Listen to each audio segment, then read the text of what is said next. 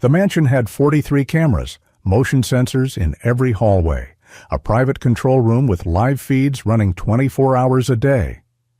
Ethan Caldwell had built the most sophisticated surveillance system money could buy, all of it, every lens and every wire, dedicated to one purpose: protecting his paralyzed 4-year-old son. But when Naomi Carter walked through those gates on her first day as the new maid, quiet and unhurried and watching everything just a little too carefully, she noticed something that all those cameras had never caught.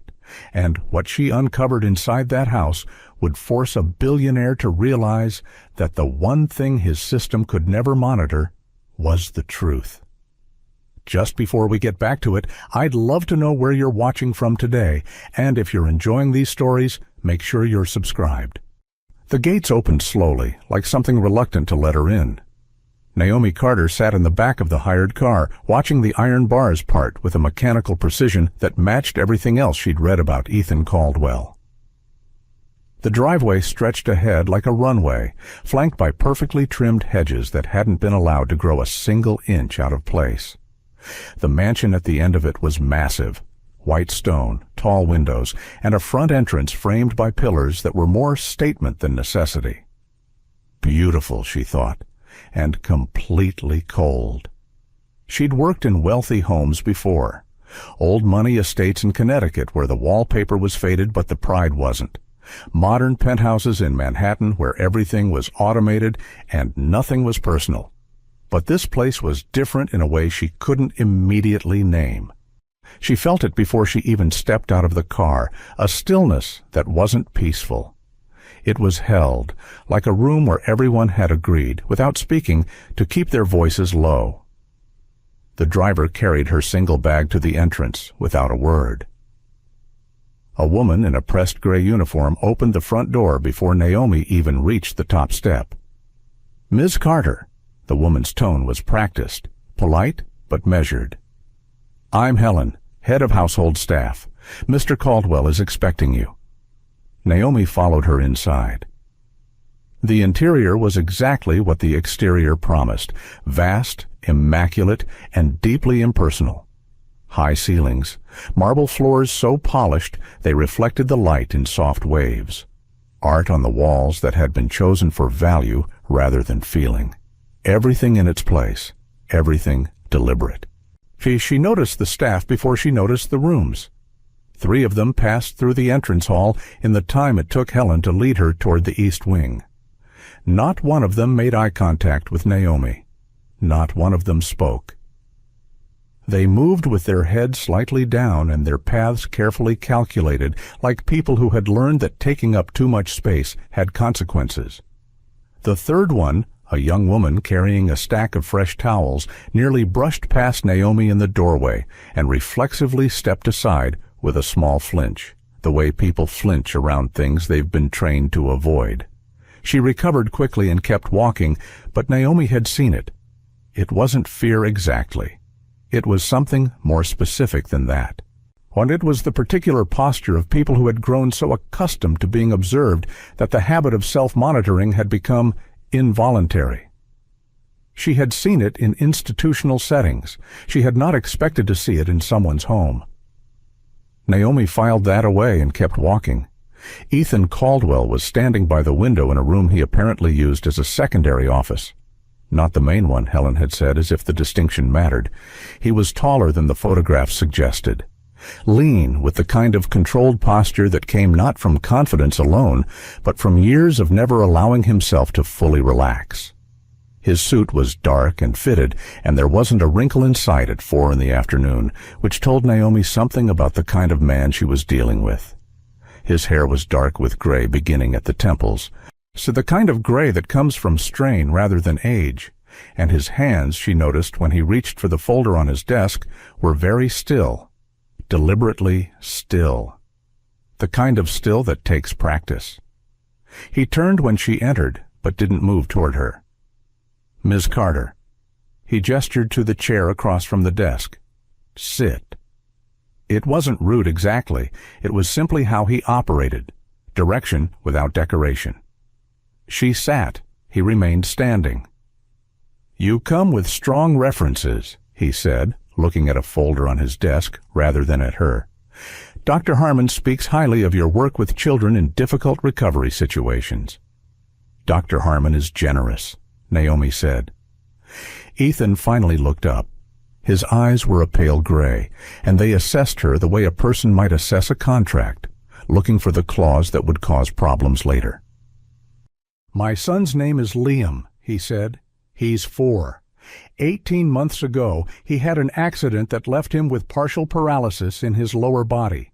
He's been through 2 rounds of physical therapy. A 3rd is scheduled.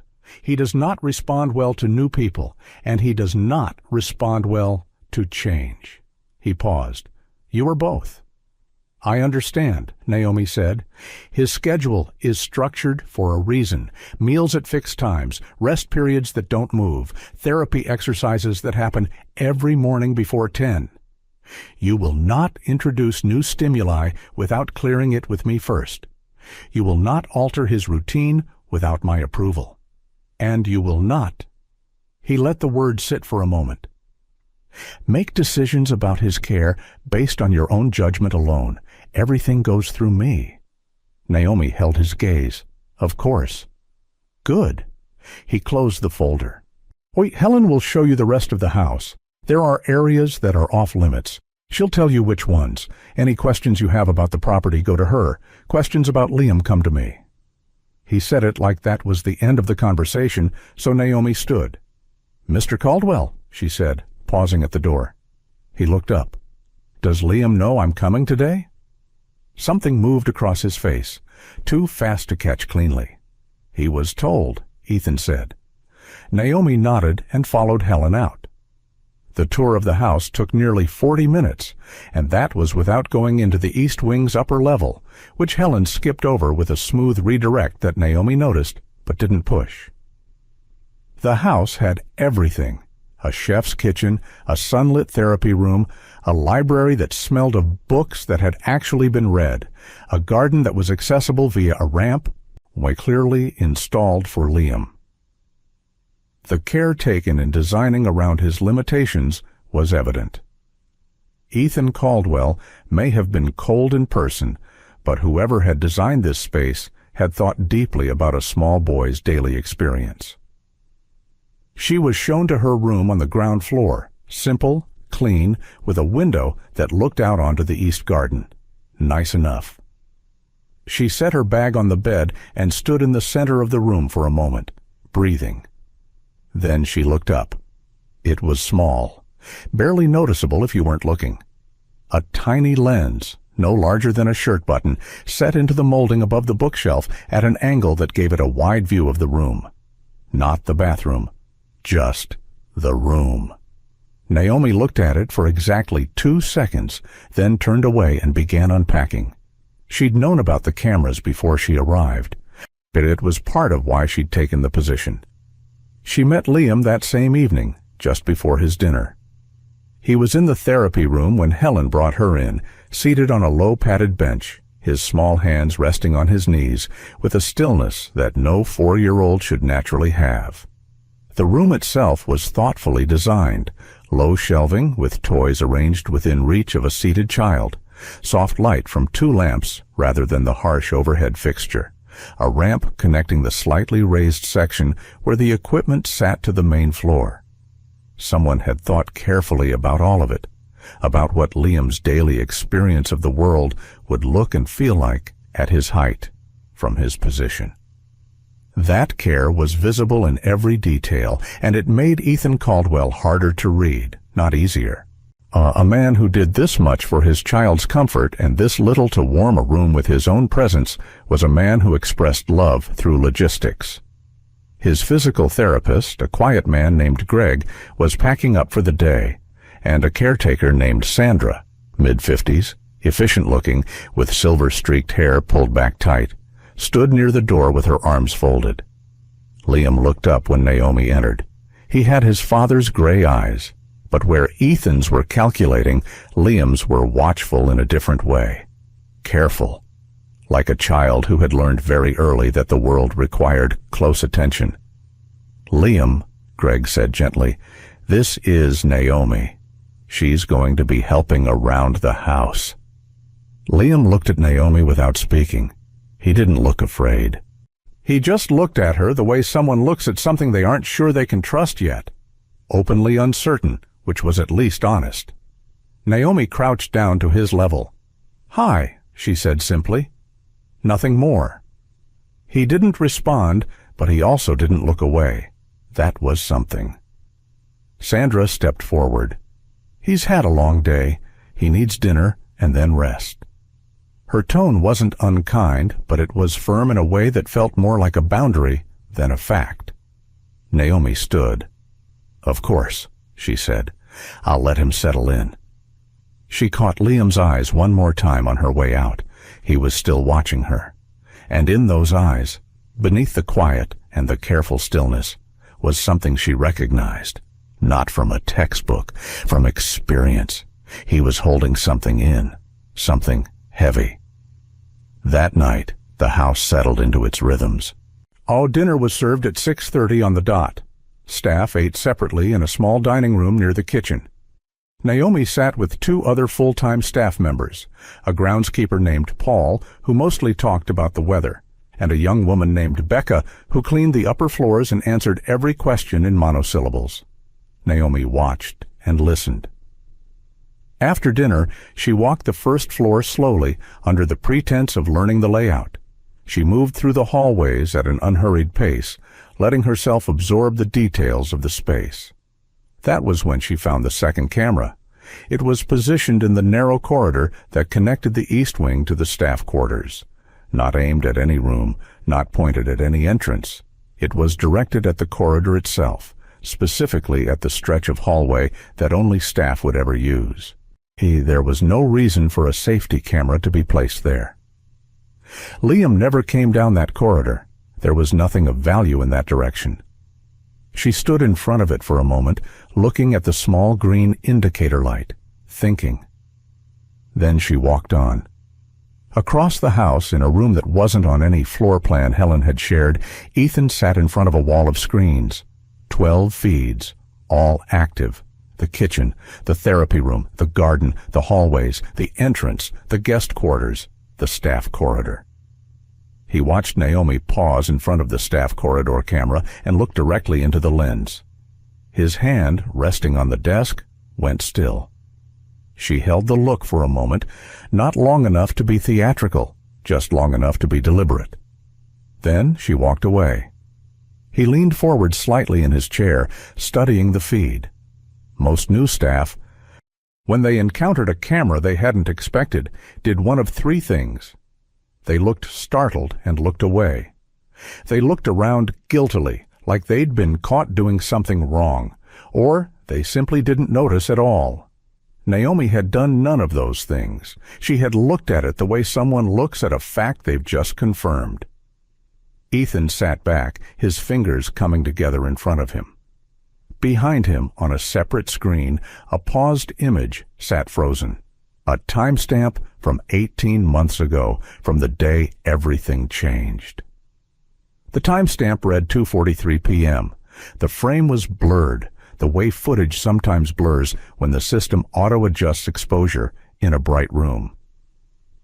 He'd paused it there the first time he watched it. He'd never moved past it. But some part of him, the part that had built an empire by calculating risk and knowing exactly how much truth he could absorb at once, had decided, somewhere in those early grief-fogged weeks, that this was as far as he could go. He hadn't deleted it. He hadn't moved it. He'd just stopped watching. He turned away from that screen and kept his eyes on Naomi's retreating figure until she disappeared around the corner. He didn't know what she was. Not yet. But she was not what she appeared. 3 days passed before Liam let Naomi close. Not close in terms of proximity. She was in and out of his space from the first morning, bringing meals, sitting nearby during therapy, following the careful schedule Ethan had laid out with the exactness of someone who understood that deviation would cost her the position, but close in the way that mattered. The way where a child stops monitoring you and simply lets you be in the room. It happened on the 3rd afternoon. She had brought him a small bowl of apple slices, cut the way Greg had mentioned he preferred, thin and without the skin, and set it on the low table near his bench without making it an event. Then she sat on the floor nearby, not facing him, and began to do nothing in particular. She wasn't performing calm. She just was calm. After about 10 minutes, Liam reached over and took a piece of apple. That was it. That was the moment. She didn't react, didn't smile too wide or say something encouraging that would have made it strange. She just stayed where she was, and he chewed his apple quietly, and between them the air felt, for the first time since she'd arrived, like something other than held breath. He didn't speak much. But Naomi had been told this in the briefing, that Liam had significantly reduced verbal communication since the accident, that therapists attributed it to a combination of trauma and the kind of internal withdrawal that some children fell into after major physical disruption. He understood everything said to him. That was clear. His comprehension was intact, perhaps even sharp. He simply chose, for reasons of his own, to keep his responses minimal. But he communicated. That was what the reports had missed. On the fourth morning, she watched him during a quiet period in the therapy room. He had a set of wooden blocks on the floor in front of him, and he was arranging them. Not building, arranging. And as she watched, she realized the arrangement wasn't random. He was grouping them by weight, by the sound they made when tapped together, and by some internal logic she couldn't immediately read. Then he picked up a wooden spoon, left over from an occupational therapy session, and began tapping the floor. Tap, tap, tap. Pause, tap. She watched the rhythm. It repeated. Tap, tap, tap. Pause, tap. Not random. The pauses were consistent. The intervals between the group taps were too measured to be accidental. She'd worked with children who used rhythm and repetitive motion as a way to manage anxiety. Some rocked, some hummed, some traced patterns on surfaces with their fingers. But this had a different quality. It felt intentional in a way that went beyond self-soothing. It felt like someone trying to say something in a language that hadn't been offered to them yet. She didn't say anything, just watched. Later, when she was alone, she sat with it, the pattern, or the careful arrangement of blocks, the way his eyes tracked things in the room that others seemed not to notice. Liam wasn't a child who had retreated from the world. He was a child who had retreated from people. He was still very much present.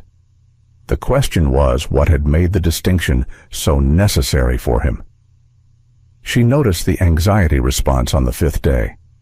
Sandra, the senior caretaker, came into the therapy room during a quiet session to pass along a message from Ethan about a schedule adjustment for the following week. Standard, routine, the kind of interruption that happened a dozen times a day in a house this size.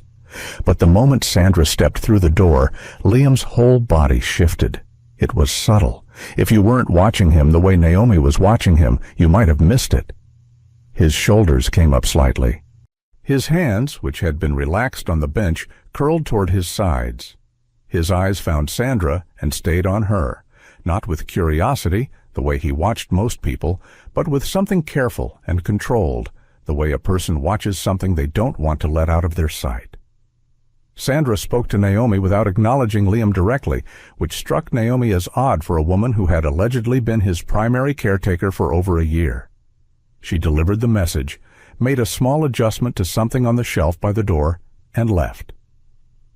The moment she was gone, Liam exhaled. It was barely audible, but it was there. Naomi filed it away with everything else. Ethan was watching, of course. He was always watching. By the end of the first week, he had noticed several things about Naomi Carter that didn't fit the profile of a household employee, even a skilled one. She moved through the house with a quality of attention that wasn't about doing her job well. It was something more purposeful than that. She was absorbing, cataloging. In the same way a person reads a room not because they need to know where the furniture is, but because they want to understand how the room functions. He'd had other staff with strong instincts. He'd had people who were observant, efficient, perceptive. But there was a quality to Naomi's observation that was different in a way he couldn't fully articulate. She wasn't looking for what was obvious. She was looking for what was hidden underneath the obvious. That made her interesting, and that made her a variable he needed to control. He pulled her employment file again and read it more carefully than he had before. Everything checked out. References were verifiable. Background was clean. Education was solid.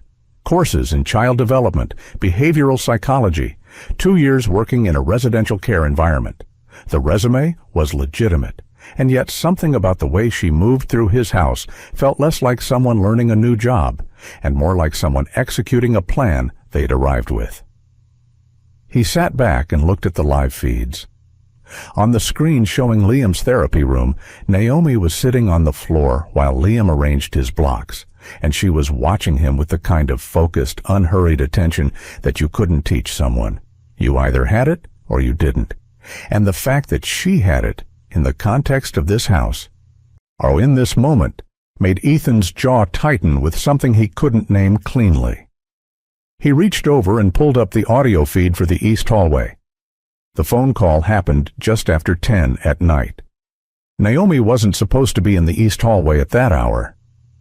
She was heading back from the kitchen with a glass of water when she heard Ethan's voice, low, clipped, and tight in the way that voices get when someone is working very hard to keep them level. She slowed without stopping. "I need you to understand that this cannot come out."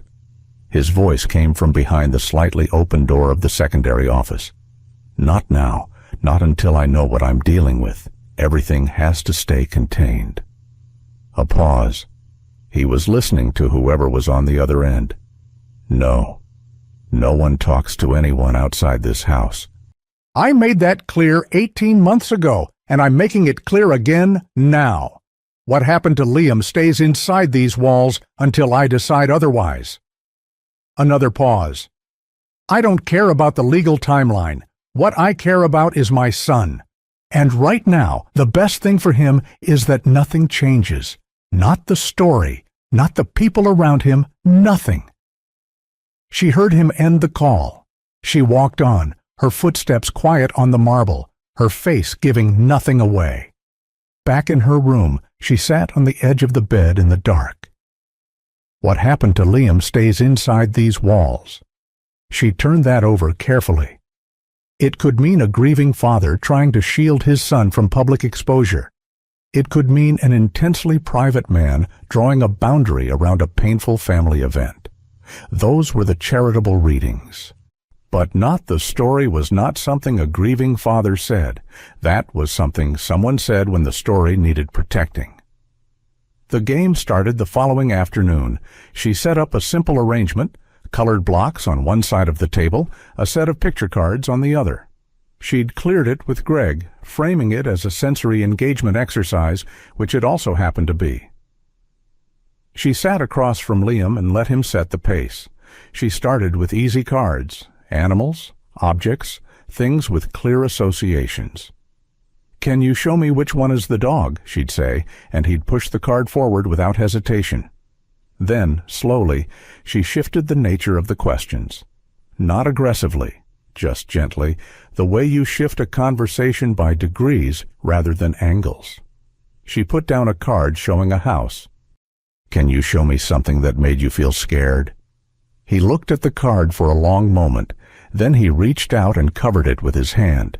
She moved on without pressing, but her heart was doing something loud behind her sternum. Later, she placed a card showing two people standing close, ambiguous, not threatening, and asked him to show her, using the blocks, which one of the people felt angry. His hand hovered. Then, slowly, he moved a red block to one side of the table, and the other blocks, all of them, he pushed to the opposite side. One figure, separate, alone. She sat with that for a moment, keeping her face still, her voice easy. "Okay," she said softly. "Good job, Liam." He looked up at her, and for just a second, something in his expression shifted, a small, almost imperceptible loosening. It's like a knot that had been pulled tight for a very long time and had just been touched for the first time by something that wasn't trying to pull it tighter. The dismissal happened 2 days later. His name was Ron, a maintenance worker who'd been on the estate for nearly 3 years. Naomi didn't know what had been said between him and Ethan. She only knew what she saw. Ron leaving through the service entrance with a cardboard box and a look on his face that wasn't quite anger and wasn't quite relief, but something in between. Helen confirmed it that evening in the manner she confirmed everything, briefly, with no invitation to follow up. "Ron's contract has ended," she said, and that was the full story according to Helen. But Naomi had overheard, earlier that same day, the beginning of a sharp exchange between Ron and Ethan in the main corridor. She'd only caught fragments, Ron saying something about "what I saw," and Ethan's voice dropping so low it became a warning rather than a reply. After Ron left, the house absorbed the gap he'd left with practiced ease. No one mentioned him. No one asked. They simply adjusted their routines around his absence the way water finds the shape of a new container.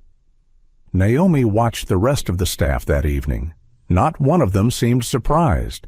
Late on a Tuesday evening, she was helping Liam through his pre-sleep routine, the specific sequence of steps Greg had outlined, done in the same order every night because the predictability helped him settle, when she heard footsteps approaching from the hallway. The footsteps were distinctive, a heavier weight, an uneven pace. She recognized them as Sandra's before the woman even appeared in the doorway. Liam's hand, which had been resting loosely in hers, closed tight. Not a casual grip, a grip that came from something specific. Naomi kept her hand still, kept her voice the same quiet register it had been, kept everything in the room unchanged. She did not look at Sandra. "He's almost settled," she said, without turning. "5 more minutes?" There was a pause in the doorway. Then Sandra's footsteps retreated. Liam's hand didn't loosen for another full minute. When it finally did, Naomi looked down at him. His eyes were half closed, the way they got when his body was winding down despite his mind's efforts to keep watch. She stayed where she was until his breathing evened out. Then she walked to the window and stood there in the dark, looking at the garden, and let herself think. The cameras, the restricted feeds, the deleted footage she'd seen referenced in a file she shouldn't have been able to access through a system gap she'd spent 4 days finding. The way Ron had been silenced and removed. The way Sandra moved through the house with a quiet claim to authority that nobody had officially assigned her. And Liam, small, silent, watchful Liam, who had gripped her hand like someone who understood in his bones the difference between safe and not safe. She turned and looked at the camera in the corner of the hallway outside his door. Ethan was watching. She knew that by now, with certainty. He was watching everything, all the time, watching the feeds with the intensity of a man who believed that if he saw enough, he would eventually see the right thing.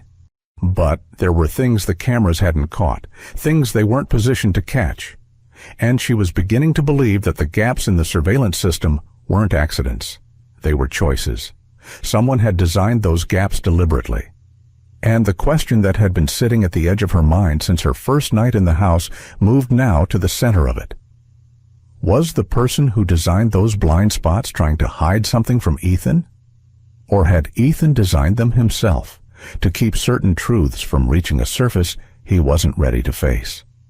She walked back to her room slowly, her footsteps quiet, her mind anything but. The house watched her go. And somewhere in the dark, behind a wall of screens, Ethan Caldwell sat very still, watching her walk away, and asked himself a question he'd been avoiding for 18 months. What if he had been watching everything and still missed what mattered most? The second week began the way the first had ended, with Naomi watching and Ethan watching her watch. But something had shifted. The house felt the same on the surface. The routines held. Meals at their fixed times. Greg arriving at 8:30 for Liam's morning therapy. Sandra moving through the corridors with her particular brand of quiet authority. Helen managing the household with the efficiency of someone who had long ago stopped thinking of the work as personal. All of it exactly as it had been. Except that Naomi had started moving differently. Not dramatically, not in a way that would trip any obvious wire. The changes were small, a slightly different route to the kitchen in the mornings. A tendency to pause at certain junctions in the hallways, as if she'd forgotten something and was retracing her steps. Occasional moments where she would stop near a window or a doorframe and look out at something with an expression of mild distraction. It looked completely natural. It was completely deliberate. She was testing the system. She already knew the cameras were there. She had cataloged most of them in the first week. The visible ones that Ethan apparently didn't bother hiding, positioned as standard security fixtures in common areas, and the less obvious ones she'd found through careful attention to angles and indicator lights. What she was doing now was something more specific. She was mapping reaction times. Watching to see whether a deviation in her movement would generate a response, a staff member appearing slightly earlier than usual in a corridor she'd entered, a door to a restricted room closing just before she reached it, a message from Helen about a routine she hadn't actually broken. Ethan had real-time access to those feeds. If he was watching her as closely as she believed, her movements would create ripples. By the third morning, she'd confirmed it. She took a route past the East Wing's upper staircase, off limits, according to Helen's tour, and within 11 minutes, Helen appeared to remind her about a supply inventory that needed checking in the opposite direction. It was smooth, it was practiced, and it told Naomi that Ethan was not just reviewing footage at the end of the day. He was watching live. She adjusted accordingly. The blind spots took longer to find. She'd expected gaps. Every surveillance system had them, even meticulously designed ones. The human eye, even translated through a camera lens, could only hold so many angles at once. But the gaps in this system were unusual. They weren't where engineering limitations would naturally place them. They were in specific, deliberate locations. Corners that would be easy to cover with a repositioned lens, but hadn't been. A stretch of hallway near the therapy room's secondary entrance where the camera angle stopped just short of a full view. A small alcove off the main sitting room where two walls came together at an angle that killed any line of sight from the nearest mounted lens. Deliberate gaps, she kept thinking, not oversights.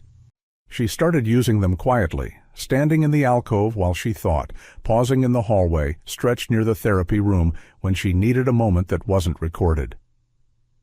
She kept it infrequent enough to look accidental, but she was learning the language of this house's unseeing places, and it was telling her something she hadn't fully expected. Someone had built these gaps into the system, and whoever had done it knew exactly what the cameras could and could not see. It was in the hallway stretch on a Wednesday afternoon that Liam spoke for the first time.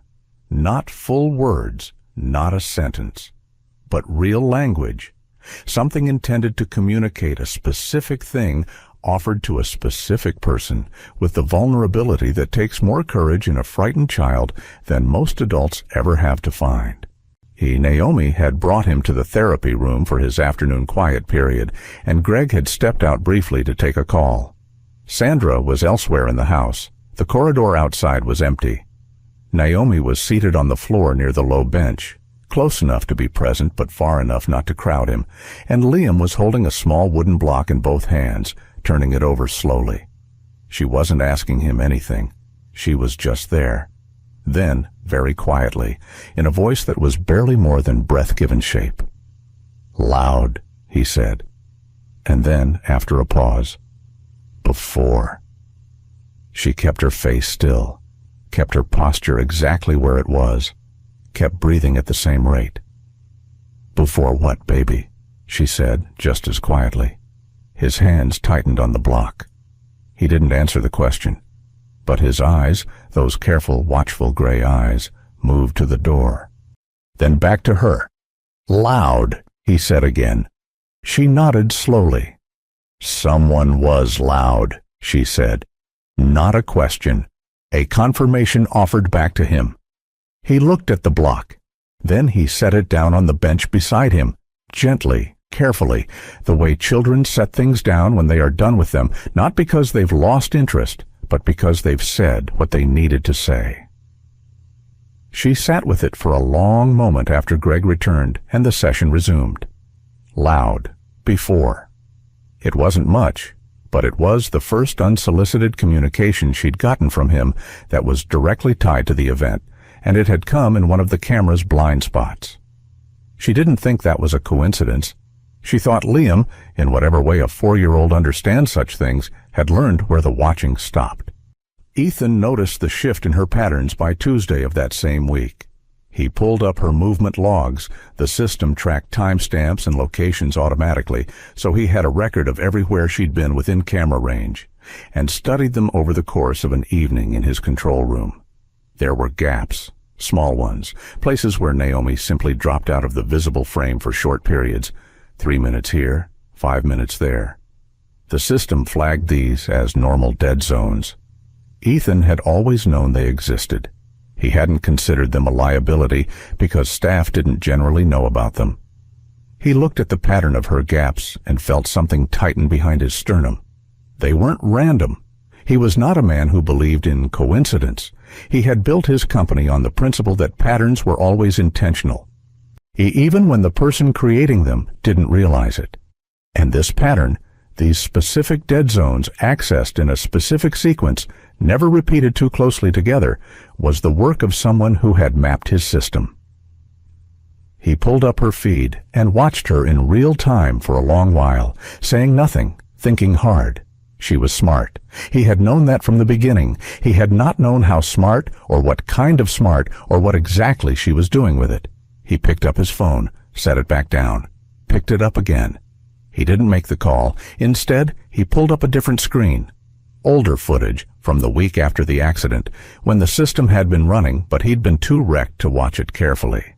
He scanned through hours of footage from that period, looking for something he'd never allowed himself to look for before. So he found it near the end of a long night of searching. A timestamp, a location, a movement. He sat very still and looked at what was on the screen. Then he closed the feed and pressed both hands flat against the desk and breathed. She found the toy on a Thursday morning. She was reorganizing the lower shelving in Liam's room, a legitimate task Helen had asked her to handle, when her hand reached behind a stack of soft storage boxes and touched something hard. She pulled it out slowly. It was a small plastic truck, red once, now faded, with one wheel missing and a long crack running across the cab from front to back. The kind of damage that didn't come from ordinary play. It looked like something that had been struck or fallen from a significant height onto a hard surface. She turned it over in her hands.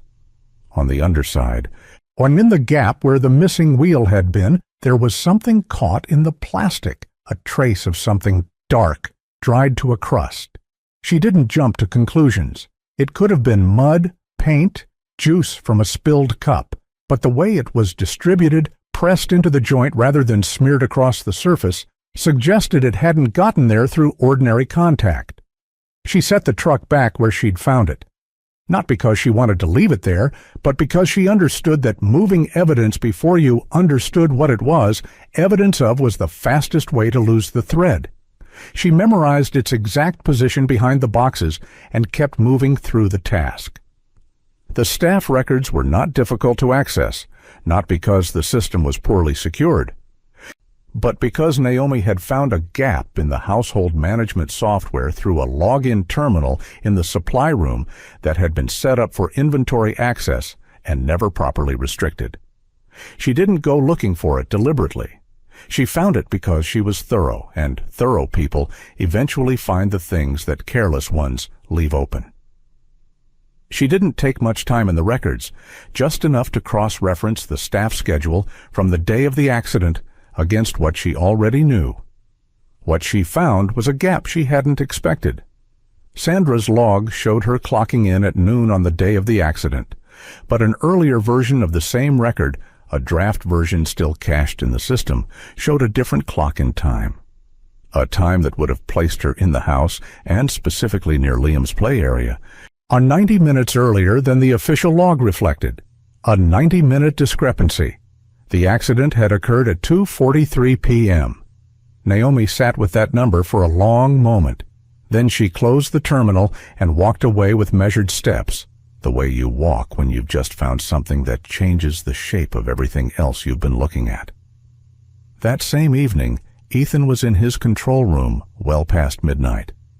He had the footage from the day of the accident open again, the paused frame, at 2:43 p.m. He'd been sitting with it for nearly an hour. Normally he closed it before getting this close. Tonight, he didn't close it. He moved the playback forward. 1 frame, 2 frames. Then he stopped, and he sat there in the blue light of the screen with his elbows on his knees and his hands covering his mouth. And he looked at what was on the screen without letting himself look away. He didn't watch it fully. Not yet.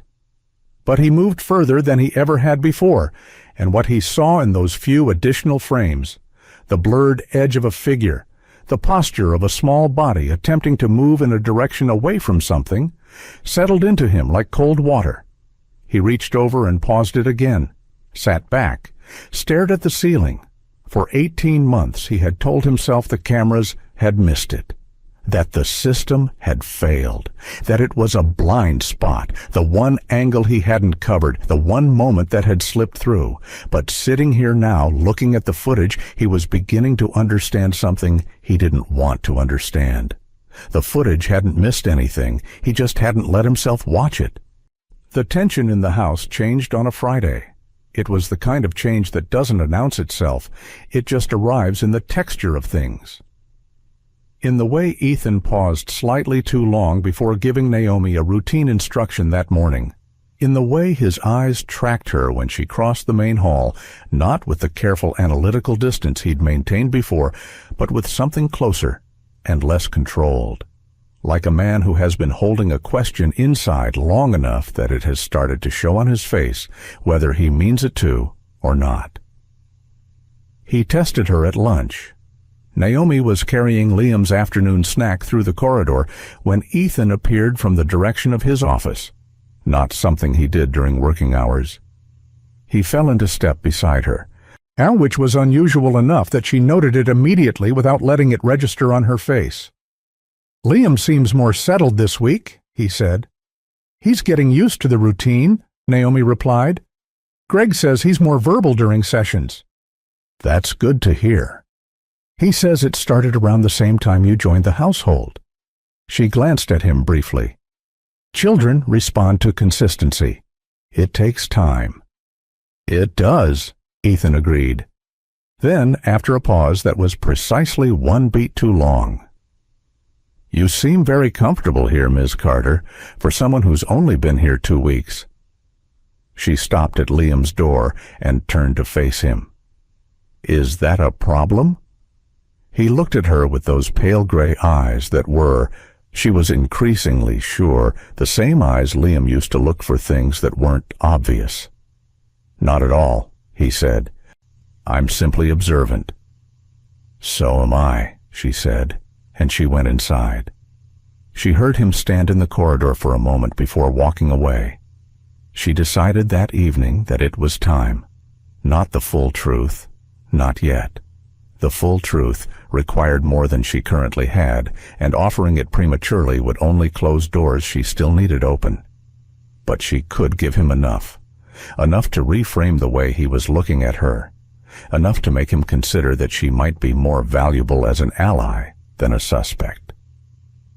She asked Helen to pass along a message that she'd like a brief word with Mr. Caldwell after Liam's bedtime routine. Helen passed it along with the particular neutral expression of someone who has learned not to react to anything. Ethan was in the secondary office when she arrived. He didn't look surprised to see her, which told her he'd been expecting this in some form. He gestured to the chair, and this time, unlike their first meeting, he sat down too. "You wanted to speak with me," he said. "Yes." She folded her hands in her lap. "I owe you some transparency." He said nothing, just watched. My background isn't only in household management, she said.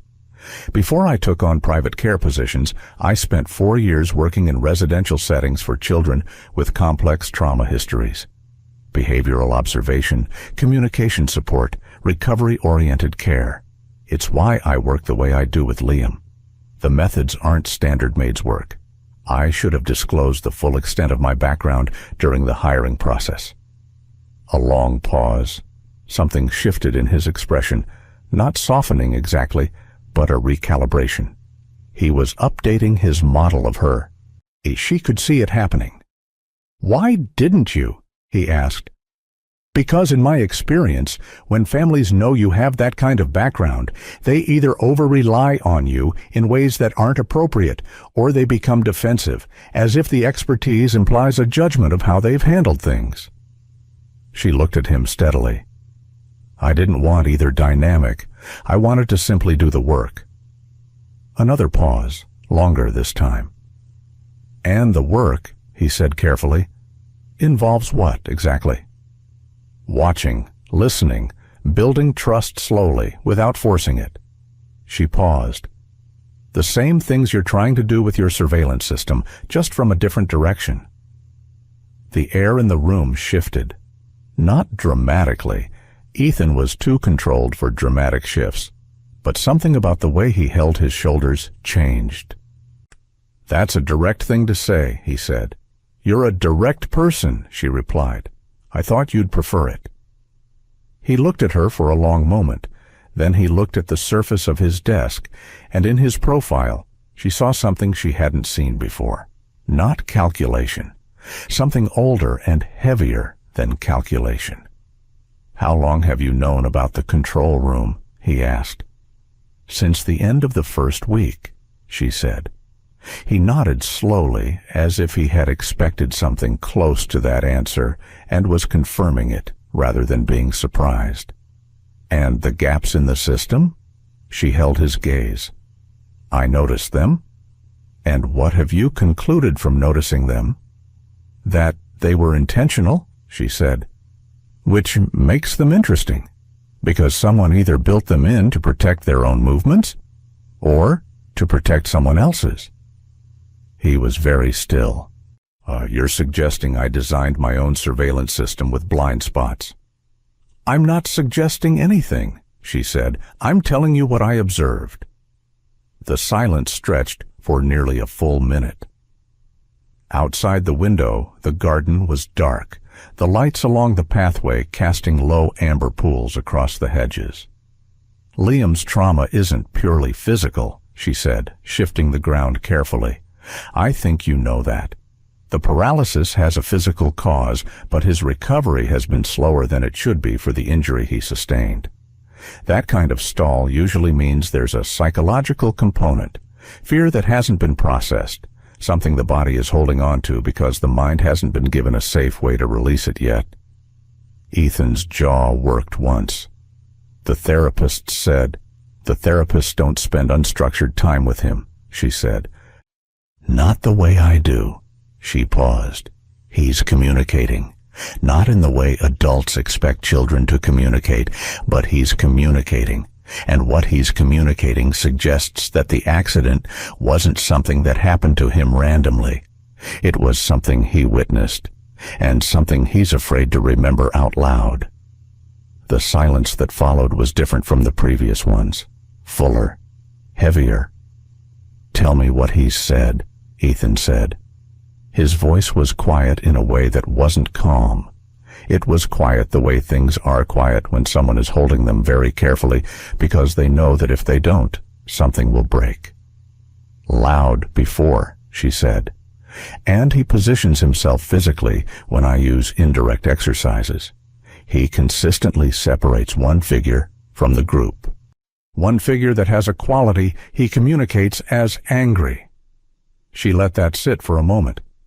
"He also grips my hand every time he hears Sandra's footsteps." Ethan's face did something complicated, several things in rapid succession that he tried to keep out of his expression and didn't entirely succeed at. "Sandra has been with this family for 6 years, he said. "I know," Naomi said. "That's not an accusation. It's an observation. You asked me to tell you what I'd seen." He agreed to let her continue before she left the room. He didn't say it warmly. It wasn't warmth he had available at that moment. He said it the way a person authorizes something they are not sure of but cannot find a reason to deny. "Keep doing what you're doing," he said, "but nothing changes without me knowing about it." "Agreed," she said, and she meant it. What she didn't tell him was that she'd already found the access point to the system backups. She'd located it 3 days earlier through the same terminal gap in the supply room, a secondary archive that wasn't part of the live system, that ran on a separate server, and that hadn't been wiped with the same thoroughness as the primary footage logs. She hadn't accessed it yet. She'd been waiting until she understood enough of the rest to know what she was looking for when she found it. She was almost there. She confronted the inconsistency in Sandra's time card the next morning. Not directly, she was too careful for that. She brought it up sideways, the way you bring up the thing you actually want to talk about by talking about something adjacent to it. She found Sandra in the supply corridor, checking inventory against a clipboard, and made small talk for a few minutes about Liam's upcoming therapy schedule adjustment. Then, as if it had just occurred to her, "I was looking at the household log to cross-reference the therapy records," she said, "and I noticed there's a discrepancy in some of the older staff timing entries. Probably a system glitch. The software seems to cache old versions of records. Have you had that happen before?" Sandra's pen stopped moving on the clipboard. It was less than a second. Then it resumed. "Systems have errors," Sandra said, her voice entirely even. "You'd need to take that up with Helen." "Of course," Naomi said. "I just wondered if you'd seen it, since you've been here longest." Sandra looked up then. Her eyes were calm. Very calm, in the practiced way that calm becomes a mask rather than a state. "I wouldn't know anything about system records," she said. "That's administrative." "Right," Naomi said pleasantly. "Of course." She walked away. Her heart was steady. Her hands were steady. Inside, she was turning over everything she'd just seen in Sandra's half-second pause. The way the pen had stopped, the quality of the stillness before the recovery, the precision of the denial. "I wouldn't know anything about system records. Not, I don't know what you mean. Not, what kind of discrepancy?" She had gone directly to denial, and she had done it without asking for clarification. That was the response of someone who had already rehearsed it. There was something else, too, smaller. The way Sandra had looked up from the clipboard when she answered, not at Naomi's face, but just past it, a half-inch to the left. Naomi had interviewed enough people in enough difficult circumstances to know what that displacement meant. It was the look of someone who was not lying about the specific words they were saying, but about the thing underneath them. Sandra genuinely did not handle administrative records. That part was probably true. What wasn't true was the part she hadn't said, the part her eyes had quietly moved away from. Liam found a new word that afternoon.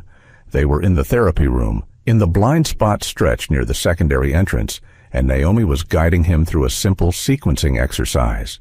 Picture cards arranged in order of what came first, what came next. She'd done it a dozen times before as a standard occupational exercise. Today, she'd adjusted the cards slightly, and introducing images that mapped loosely onto familiar household environments. She laid 3 cards in front of him. A room, a person standing, a person sitting on the floor. "Can you put them in order?" she said. "What happened first?"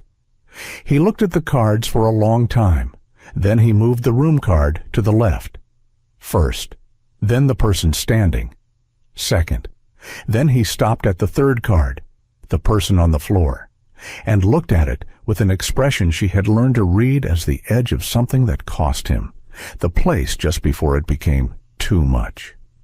"It's okay," she said softly. "You can just leave it there." He didn't leave it. He moved it into position. Third, then he looked up at her, and in the quietest voice he had yet used with her, quieter even than loud before, he said, "Not fall." She looked at him. "Not fall?" she repeated, keeping her voice the same gentle register. He shook his head once, slowly, deliberately, the clearest physical assertion she had seen from him. She exhaled through her nose, kept her face the same. "Okay," she said. "Okay, Liam."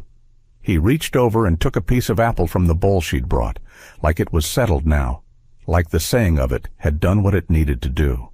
She sat with the weight of those two words long after he had moved on to other things. Not fall, simple, absolute. The testimony of a 4-year-old who had been waiting in his careful, quiet way for someone to ask the right question in the right way at the right time. She went to the backup archive that night. The terminal was in the supply room, and the house was dark and settled. She moved through it without a light, by memory, counting doorways. Sat down at the terminal, accessed the backup server through the gap she'd found, navigating by feel through a menu system that was old and unloved and had not been updated in years. She searched by timestamp. The primary footage from 2:43 p.m. on the day of the accident had been deleted from the main system. She'd known that from the log reference she'd found in her first week, but backup systems don't always sync perfectly with deletions, especially old ones, especially ones that nobody has thought to maintain carefully because the person who should have maintained them was in a grief spiral and the person who needed them gone thought they were. The file was fragmented, corrupted at the edges, but it was there. She opened it. And the image was blurry. The system was trying to reconstruct damaged data and doing it imperfectly. But she could see enough. A room, small furniture, a child's play area, and at the edge of the frame, entering from the left, a figure. The figure moved toward the center of the frame. Then the footage cut out. She sat in the dark supply room and looked at the frozen, pixelated image on the screen. Her pulse was very even. Her breathing was controlled. She had trained herself a long time ago to stay level when the thing she had been looking for finally arrived. She looked at the figure in the frame, blurred, incomplete, but present. And she thought about Liam's voice in the therapy room that afternoon. 2 words offered to her with the simple certainty of a child who had been carrying a truth he had never been asked to name. Not fall. She saved the fragment to a separate drive she'd brought with her. Then she closed the terminal, sat for a moment in the dark, and for the first time since she'd walked through the gates of this house, allowed herself to feel the full weight of what she was now holding. She had the beginning of what she needed. And somewhere in a room not far from here, a 4-year-old boy was sleeping, and slowly, in the way that truth sometimes works, beginning to breathe a little easier. 3 days after she saved the fragment, Naomi watched it again. She waited until after 2 in the morning, when the house had settled into the particular deep quiet that only came after midnight. No footsteps overhead, no distant closing of doors, no muffled sounds from the kitchen where Becca sometimes made tea when she couldn't sleep. Naomi sat on the edge of her bed with her laptop open and the brightness turned all the way down, and she played the recovered clip from the beginning. It lasted 41 seconds before the corruption swallowed it. She played it 4 times at normal speed, letting herself absorb the whole thing before she started breaking it apart. The image quality was poor. The reconstruction algorithm had done what it could with a damaged file, and what it could manage was a grainy, slightly smeared version of reality. But the content was there, a child's play area, Liam's toys arranged on the floor, a window in the background letting in afternoon light that placed the time consistent with the 2:43 p.m. timestamp, and a figure entering from the left side of the frame. The 5th time she played it, she went frame by frame. The figure's face was unresolvable, too much blur, too much compression artifact in that section of the image. She'd expected that. She moved her attention to other things: posture, build, the angle of the shoulders, the way the figure moved, not tentatively, not with the hesitation of someone uncertain whether they should be in that space, but with the particular ease of someone who entered that room often and considered it theirs to enter. That narrowed things, but not enough. She kept going, frame by frame, looking for something the corruption hadn't swallowed. She found it on the 31st frame. The figure's left hand came into clearer focus for approximately 2 frames as they moved, the lighting from the window catching that side of the body at a slightly better angle than the rest of the clip managed. Why, and on the 4th finger of that hand, catching the light in a small bright point, was a ring. She paused, zoomed in until the pixels became abstract, but the shape was still readable. Wide band, not thin, with what appeared to be a flat face rather than a stone setting. A signet-style ring, distinctive enough if you knew what you were looking for. She sat back and let her breathing settle. Then she put the laptop away and lay in the dark, and thought about everyone in this house whose hands she had looked at, cataloged, and filed away without appearing to notice. She began watching hands the next morning. It was easy enough to work into the natural rhythms of the day. Passing a glass of water, adjusting a collar, handing over a clipboard. Hands were constantly in motion in a working household. And a person paying attention to them drew no more notice than a person paying attention to anything else, which in this house was already a described part of Naomi's visible behavior. Greg's hands, no rings, a silicone sports band on his left wrist. Helen's hands, a thin gold wedding band on her right hand, a small diamond stud ring on her index finger, neither matching the shape in the footage. Becca, no rings at all, a habit of keeping her hands in her pockets when not working. Paul, the groundskeeper, a thick silver ring on his right hand, but Paul was almost never inside the main house and had not been listed on the staff roster for the day of the accident. She went through the day methodically, without rushing. She had learned a long time ago that rushing produced mistakes. And mistakes in situations like this one didn't just cost you information, they cost you access. It was mid-afternoon when she found it. She was carrying Liam's afternoon snack toward the therapy room when Sandra came around the corner from the opposite direction, and their paths crossed in the narrow junction near the secondary entrance. Sandra stepped aside briefly to let Naomi pass. Her left hand was raised, resting against the doorframe. The ring was on her 4th finger. Wide band, flat face, slightly oxidized silver, the way silver gets when it's worn constantly and not often polished. It sat exactly where the point of light had sat in the footage. Naomi kept walking.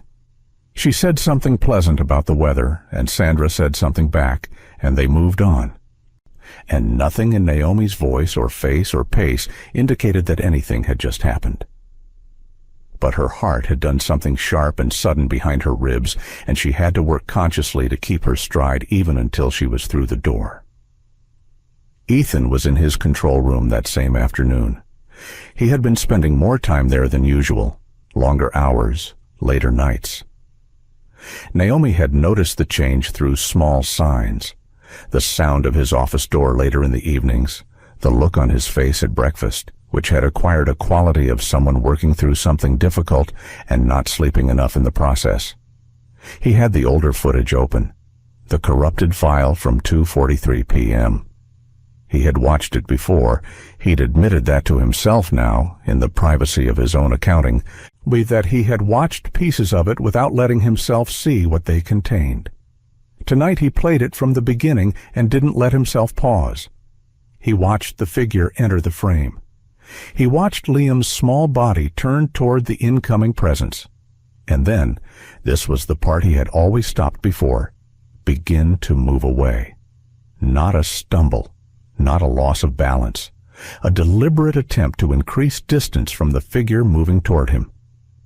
Ethan pressed his hands flat on the desk again, the way he had the night he'd first moved past his stopping point.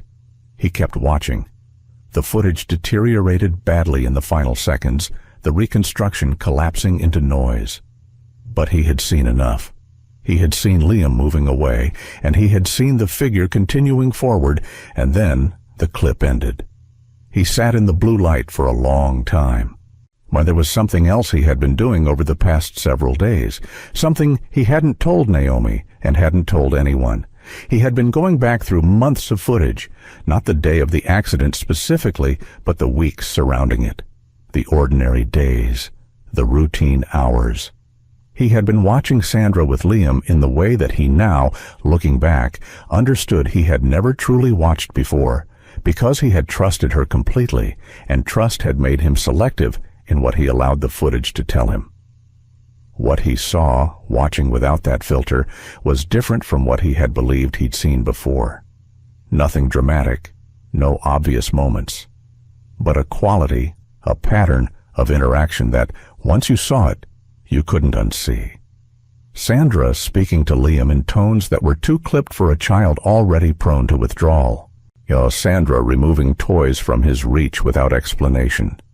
Sandra's face when she thought the camera angle was poor, which it often was, in the rooms where he'd built the gaps, carrying an expression he would have dismissed before as tiredness and now recognized as something that sat closer to contempt. He thought about Liam gripping Naomi's hand every time he heard Sandra's footsteps. He thought about 18 months of calling it a phase. He reached for his phone. Naomi was in the corridor outside Liam's room when her phone buzzed with a message from Helen. Mr. Caldwell would like to meet this evening, 9 o'clock, his office. She read it, put the phone away, and went in to check on Liam. He was awake, sitting up in his bed with a book open in his lap, a picture book about animals he couldn't read yet, but liked for the illustrations. He looked up when she came in, and something in his face did the thing it had started doing recently, the thing that had taken her a week to identify correctly. It wasn't exactly a smile. It was the expression of someone who has been waiting for a specific person and is relieved that it's them at the door. She sat on the edge of his bed and looked at the book with him for a few minutes without speaking. Pointed at an elephant, pointed at a giraffe. He touched each picture with one small finger, tracking them. Then, without preamble, he looked up at her and said, clearly and quietly, "Not fall. Pushed." 2 words more than last time, and the second one, pushed, landed in the room with a weight entirely disproportionate to its size. She held his gaze and nodded slowly. "I know," she said, softly, steadily. "I believe you." He looked at her for a moment longer. Then he looked back at the book.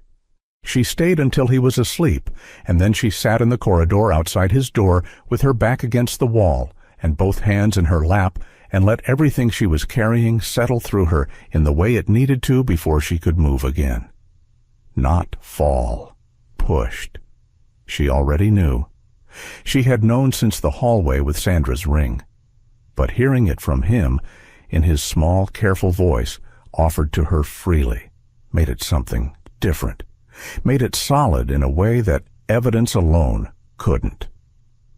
She was at Ethan's office at 9 o'clock precisely. He looked like he hadn't eaten. He was standing when she arrived, couldn't seem to make himself sit. And the screens in the background of the room, visible through the partially open control room door, showed paused footage. She didn't look at it directly. "Close the door," he said. She did. "I watched it," he said. He didn't specify. He didn't need to. "I know," she said. He turned away from her and stood at the window. Outside, the garden was dark. "I've been going through footage for the past week, older footage, from the months before." A pause. "I missed things.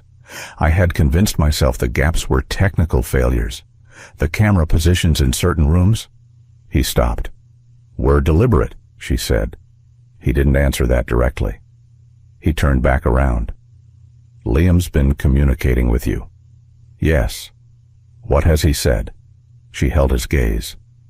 "This afternoon," he said, clearly and without prompting, "not fall. Pushed."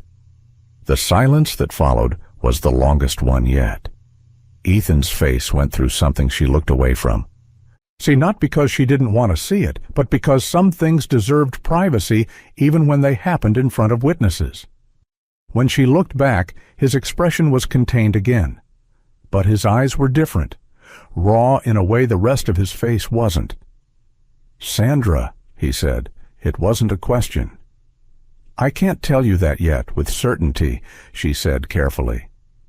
"What I can tell you is that the recovered footage shows a figure entering Liam's play area in the minutes before the accident.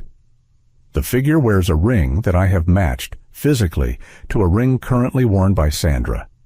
She paused. "And Liam shows a consistent, specific fear response to Sandra that he shows to no one else in this household." Ethan was very still. "I also found a time card discrepancy," she continued. "Why, Sandra's official log places her elsewhere at the time of the accident. A cached version of the record places her 90 minutes earlier, which would put her in the house and near Liam's play area during the relevant window." He said nothing for a long time. "Why are you telling me this now?" he said finally. "Because I have enough," she said, "and because doing this without you would be wrong." He looked at her with an expression she couldn't fully read, something between gratitude and grief, and the particular anger of a man who has understood all at once the full cost of the system he built. She had anticipated that Ethan would move fast. She had been wrong about that. He did not move fast. He sat with everything she had given him through the night and into the following morning. And when she saw him at breakfast, he looked like a man who had not slept and had no intention of pretending he had. He poured coffee without speaking to anyone and stood at the kitchen window and drank it. And no one in the staff spoke either, because the quality of his silence that morning was the kind that discouraged speech. Naomi understood the delay. She had dealt with people in this position before, people who had trusted completely and discovered the trust had been catastrophically misplaced. There was always a period after the information arrived but before action became possible where the person simply had to hold the weight of it, where they had to absorb what it meant, not just for the event itself, but for every day that had followed the event, every decision made in the shadow of a false understanding. Every morning they had watched their child struggle and told themselves it was healing, when part of what they were watching was the ongoing cost of an unaddressed wound. Ethan was doing that now. She gave him the space to do it. What she could not give space to was Sandra. Something had changed in Sandra over the past 2 days. Naomi couldn't point to a single thing. It was cumulative. A new deliberateness in how Sandra positioned herself, a tendency to appear in corridors that Naomi was using, saying nothing, simply being present in the way that was technically unremarkable, but that had a specific quality of monitoring to it. Twice Naomi had arrived at Liam's therapy room to find Sandra already there, engaged in some small task that could have been done at any other time. And she had begun trying to change Liam's routine. On Tuesday, she suggested to Greg that Liam's afternoon quiet period be moved to a different room, the sitting room on the west side, which was further from the therapy room's secondary entrance, further from the blind spot in the corridor, further from the places where Liam had slowly, carefully begun to breathe. Greg had deferred to Naomi on the change, and Naomi had said pleasantly that they should keep consistency for now, and Sandra had smiled and agreed and said nothing further. But the attempt had been made. And the thing about an attempt like that, dressed up as routine care, offered with a reasonable face, was that it was impossible to object to directly without appearing unreasonable yourself. That was how it worked. That was how it had probably always worked with Sandra. Every move made in the language of concern, in every boundary pushed in the vocabulary of helpfulness. Naomi had encountered this pattern before, in professional settings very different from this one, and she knew it for what it was. Control exercised through plausible deniability, so thoroughly integrated into a person's manner that even they might not fully recognize it as control. Naomi began making sure she was never between Sandra and an exit when they were in the same room.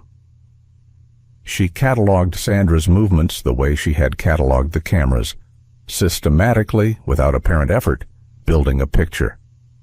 Liam, meanwhile, was changing, not dramatically, but the way a room changes when someone opens a window, the air was different.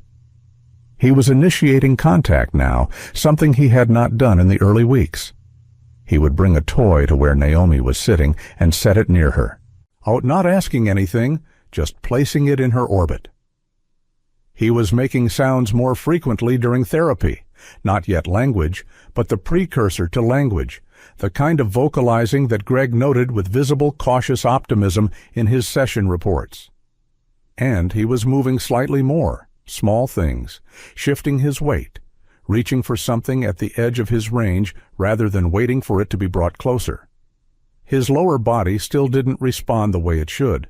The paralysis was real, physical, present, but there had been a persistent rigidity in his trunk and hips that his therapists had been working against for months, and in the past 2 weeks it had begun, fractionally, to ease. Greg had mentioned it to Naomi quietly after a session. "He's letting his body try more," he said. "I don't know what's different, but something is." Naomi knew what was different.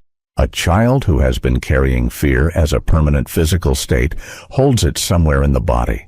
When the fear begins, slowly, conditionally, imperfectly, to release, the body follows. It didn't always work that way. But it was working that way for Liam, and watching it happen was the thing in this house that required the most effort to receive without showing. She had dealt with children like Liam before, not in a mansion, not in circumstances this specific, but children who had learned to make themselves small and still as a form of protection.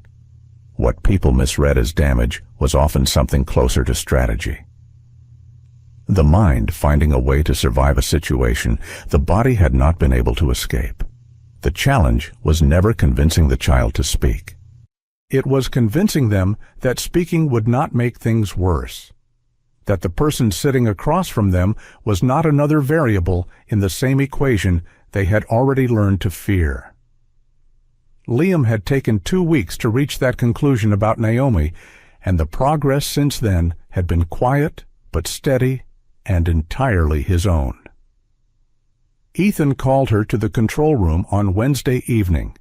He had the footage open, not the corrupted clip, but the older material. He had organized it in a way that told her he had spent considerable time on it. Timestamps highlighted, sections flagged. He walked her through what he had found over the past weeks of self-directed review, and she listened carefully, adding what she knew where it fit, and when he was done they sat in the low light of the screens and were quiet for a moment. "She's been altering her routine," Ethan said. "Since Monday." "Yes," Naomi said. "She knows something has changed." "She suspects," Naomi said. "She doesn't know what I found or what you've seen, but she can read shifts in behavior the same way I can. She's been in this house long enough." Ethan looked at the screen showing the live feed for the main corridor. Empty. "She tried to move Liam's afternoon schedule." "Greg told you." "Greg tells me things when he thinks they matter." He paused. "He's been telling me things about Liam's progress, too. He thinks you've done something remarkable with him in a short time." "Liam did it," Naomi said. "I just stayed in the room." Ethan was quiet for a moment. "She planted doubt about you," he said. 2 weeks ago.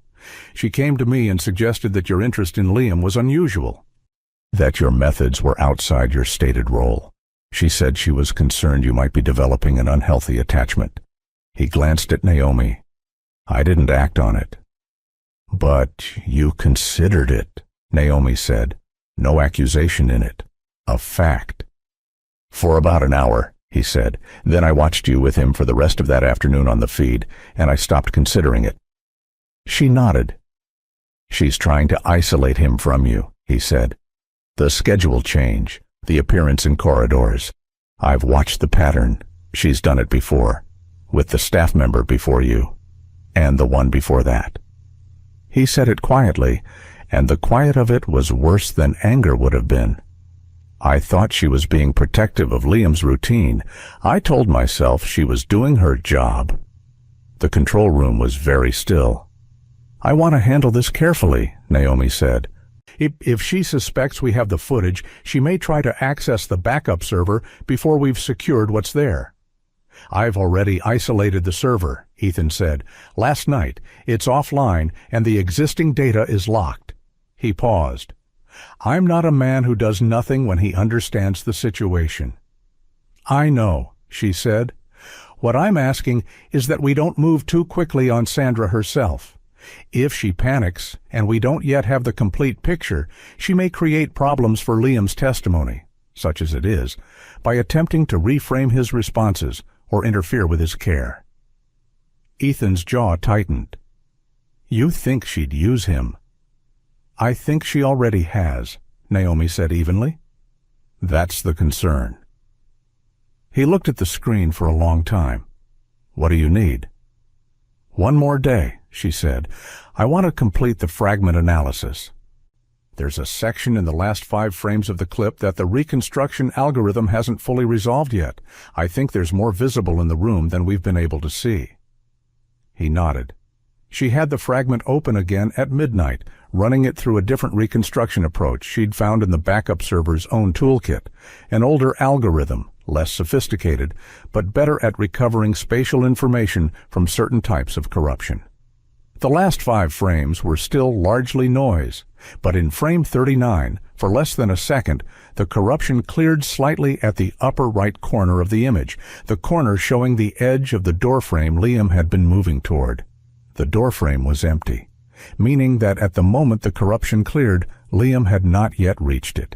He had been moving toward it. And the figure had been moving toward him. And the footage ended before either trajectory completed. But in frame 39, with the doorframe briefly clear, the spatial information told her something new. The figure's arm was raised. Not in the way a person raises an arm to reach for something on a shelf, in the way a person raises an arm in a gesture that carries force. She stared at the frame for a long time, not fall, pushed. She saved the reconstructed frames, compiled everything into a single organized file, and labeled it carefully. Then she sat back and looked at the wall of her small room and let herself acknowledge what this had become. Not a suspicion anymore, not a careful working hypothesis. It was the shape of what had happened, assembled from enough pieces that the gaps no longer changed the picture. A 6-year trusted caretaker. A moment of rage or frustration in a child's play area. A 4-year-old who could not escape quickly enough, whose body had paid the price, and whose silence had been the one mercy the situation offered the person responsible, because a child who barely spoke could not, it seemed, be heard. Except that he could. He had spoken to Naomi, in blind spots, in quiet moments, in the space she had deliberately made for him. He had spoken, and she had listened. She gathered the files and the drive and thought about Ethan watching the footage in that control room he'd built to see everything, and missing the thing that mattered most because he had trusted the wrong person. The cameras hadn't failed. The trust had. And in the morning, together, they would begin the work of making it right. The morning Ethan called Sandra to his office, the sky outside was overcast and gray, the kind of flat winter light that flattens everything beneath it. Naomi knew it was happening before it happened.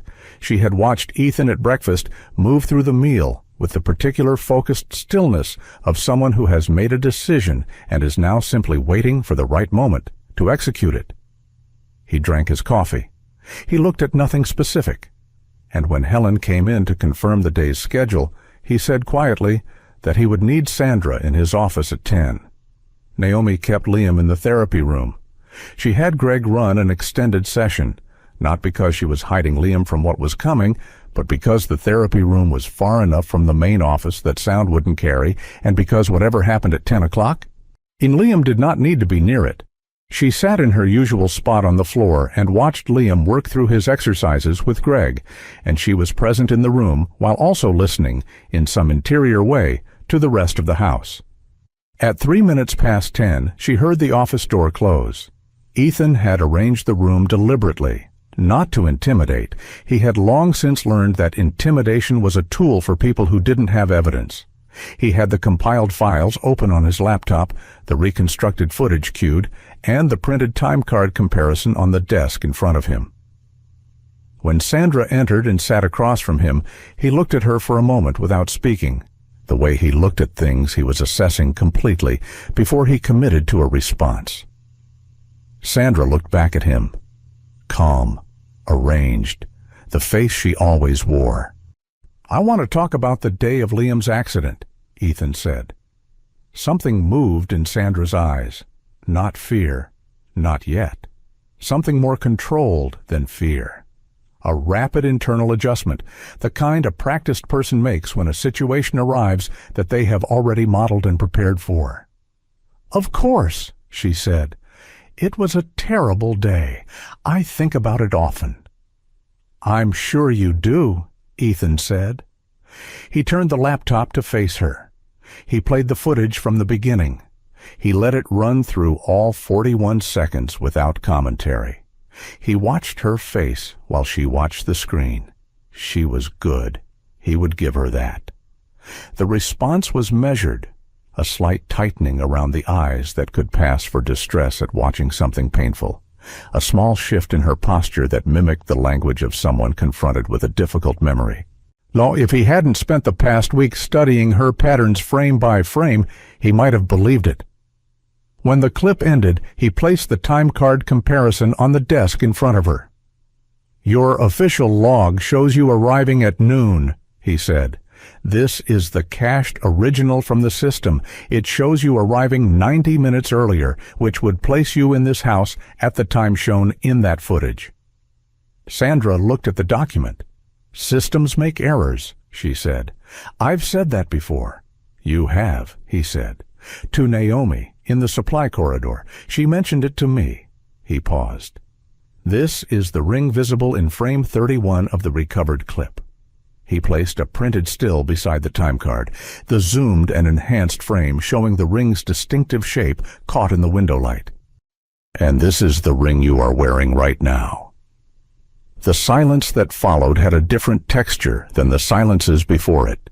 Fuller, heavier, the kind that comes when the space for alternative explanations has finally closed. Sandra's composure did not shatter. It cracked, a fine hairline fracture that showed itself in the way her chin lifted slightly, a reflex of defiance that she couldn't fully suppress. "You don't know what that day was like," she said.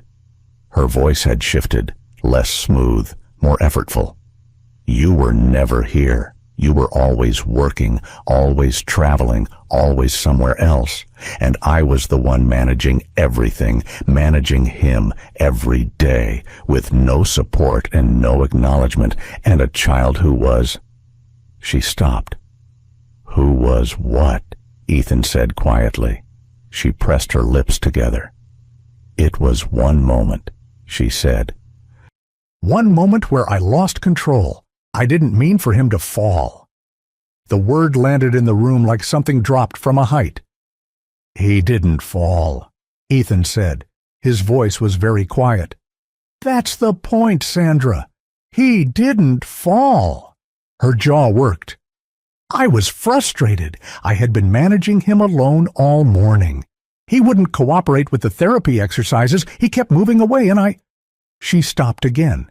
When she started again, her voice had the quality of someone trying to reshape a story around an admission they hadn't intended to make. It wasn't intentional. It was a moment of frustration that went too far, and I panicked, and I didn't know how badly he was hurt at first. By the time I understood what had happened, everything had already started moving, and "You changed the log," Ethan said. "Yes." "You arranged for the primary footage to be deleted." A pause. "Yes." "You stayed in this house for 18 months, caring for the child you injured, watching him struggle to recover, and you said nothing." She didn't answer that. Ethan stood. He needed to stand. The sitting had become impossible. He walked to the window and looked out at the gray garden and put one hand on the glass and breathed. "I trusted you," he said. "For 6 years. I trusted you with him completely." "I know." Her voice for the first time had something that sounded genuine in it, Not guilt exactly, but the exhausted residue of a person who has been carrying a weight in secret for a very long time and has finally put it down, whether they meant to or not. "I know you did." He turned around. "I'm going to ask you to wait here."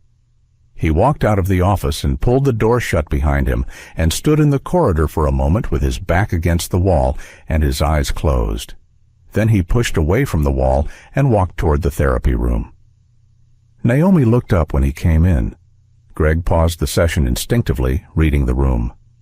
Ethan crouched down in front of Liam.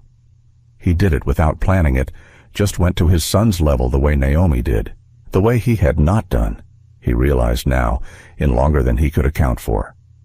Liam looked at him with those careful gray eyes. "Hey, buddy," Ethan said. His voice came out rougher than he intended. Liam looked at him for a long moment. Then he reached out and placed his small hand flat against Ethan's chest. Not reaching for him exactly, just placing a hand there, or the way children sometimes do when they are checking that something is still real. Ethan covered it with his own hand and didn't say anything because there was nothing to say that wouldn't have been insufficient. After a moment he stood. He looked at Naomi. "Security is coming," he said. "Would you?" "I'll stay with him," she said. He nodded and left. Sandra was escorted from the property by early afternoon. She left with the same composed face she had maintained for 6 years, held together from the outside even as whatever was inside had long since ceased to organize itself coherently.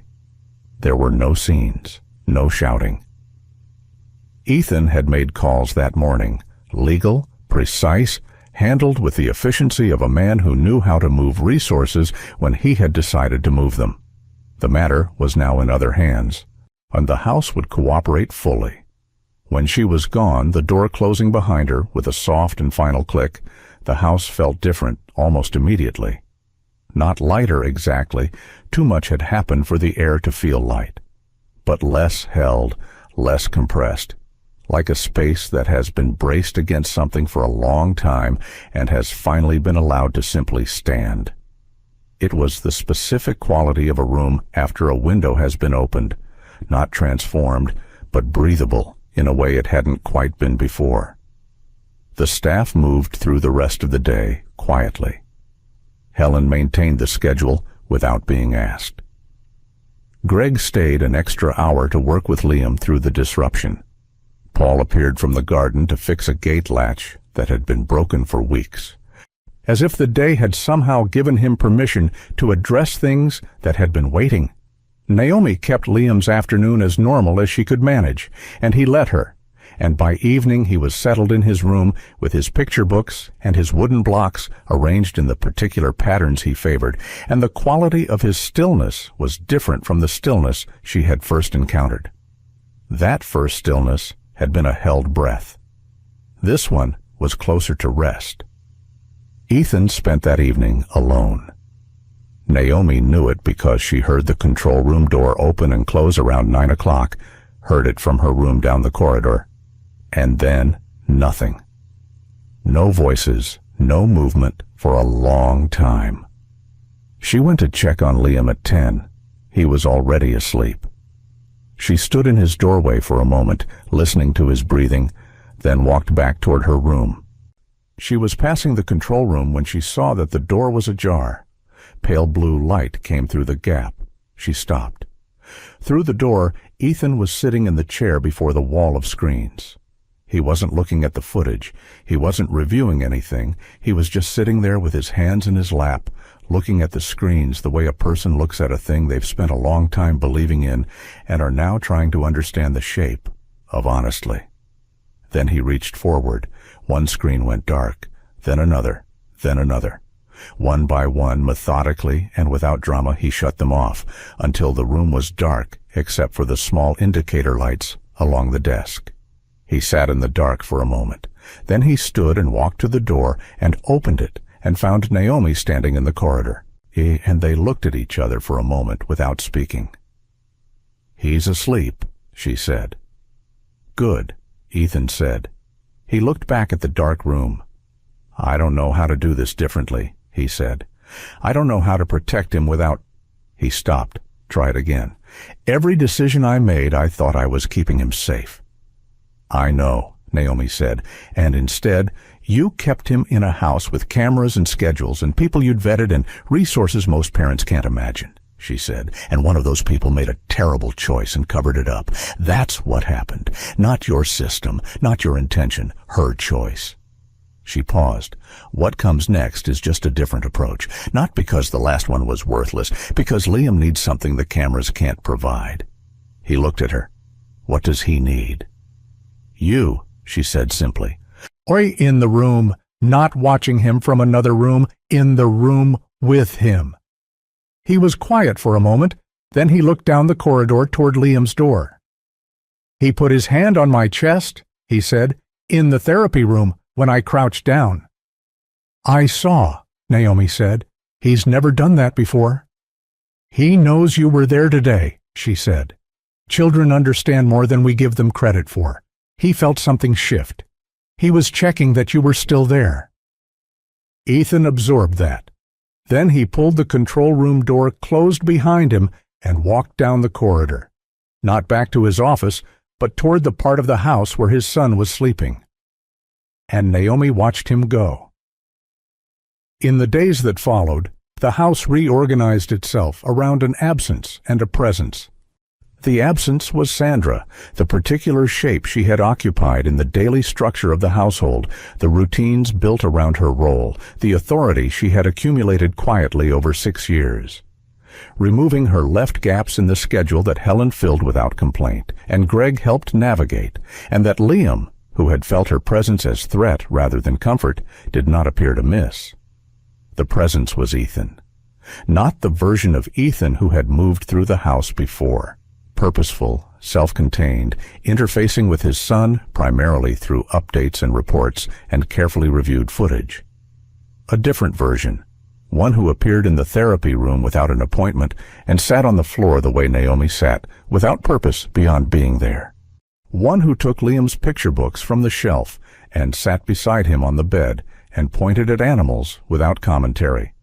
One who was visibly uncertain about how to do it and did it anyway. Liam watched him with the careful assessment he applied to everything. He didn't immediately close the distance, but he didn't move away.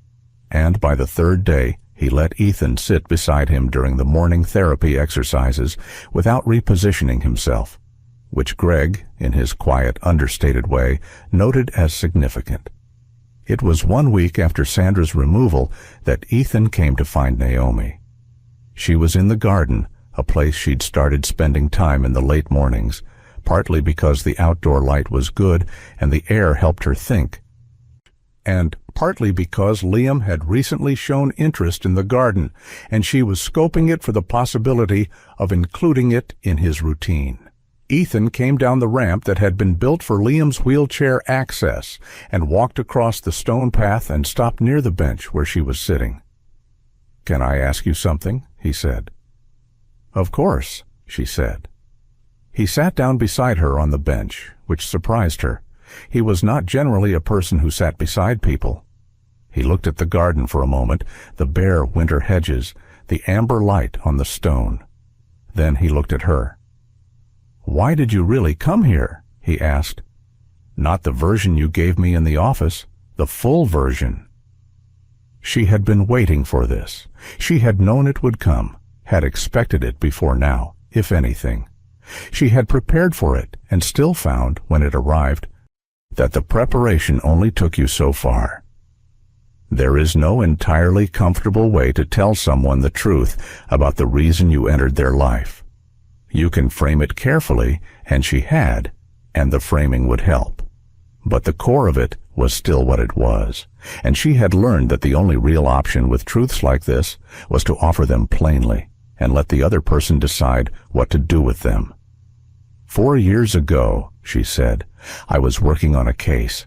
Indirectly, I wasn't the primary. A consulting role for a family advocacy organization dealing with a situation involving a child in a corporate adjacent care arrangement. She paused. The case connected to a company that your company had a subsidiary partnership with at the time. A negligent situation. A child was harmed through a failure of oversight. The people responsible had resources and the family didn't, and the outcome was not just. She stopped, started again. The child in that case didn't recover the way Liam is recovering, and I made a decision after that if I encountered a situation with the same shape, I wouldn't approach it from the outside. Ethan was very still.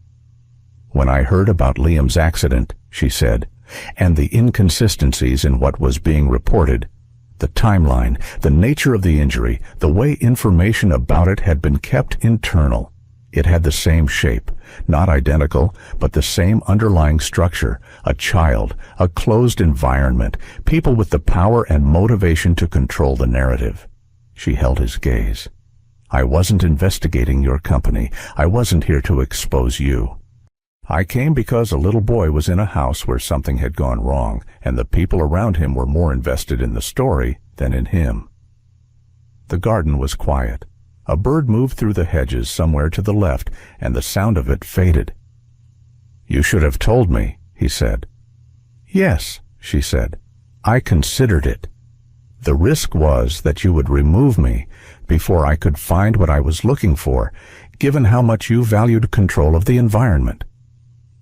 She said it without apology, but also without hardness. I made a judgment call. I'm not asking you to think it was the right one. He looked at the garden for a long moment. The case 4 years ago, he said. The subsidiary partnership. I didn't know about the negligence situation at the time. I found out afterward. We terminated the partnership. I know, she said. I looked, and you still thought I might be covering something up here. I thought there was something being covered up, she said carefully. I didn't know by whom, not at first. She paused. You weren't covering it up, Ethan. You were hiding from it. Those aren't the same thing. He absorbed that for a long moment. Something moved through his expression, complex and layered and not fully resolvable from the outside. You succeeded where I failed, he said finally. With all of it. The system I built, the money I spent, the years I put into surveillance and control and security, and you walked in with nothing and found what I couldn't see. You were too close to it, she said, and you were doing it alone. He looked at his hands. Liam trusts you, he said. He trusts you in a way he doesn't trust almost anyone. He's getting there with you, she said. What he needs now is time and consistency and you in the room. The trust will follow. 3 days later, Greg came to Naomi with a proposal he'd been working on, an adjusted therapy plan that incorporated some of the communicative techniques Naomi had been using alongside the physical rehabilitation. He wanted to try combining the two more deliberately. He thought the emotional release work was accelerating the physical progress, and he wanted to formalize it. She sat with him for an hour going through it, and then they brought it to Ethan, and Ethan approved it the same day, without the usual request to review it further before deciding. That was new. That was the difference. Naomi began making quiet preparations to leave.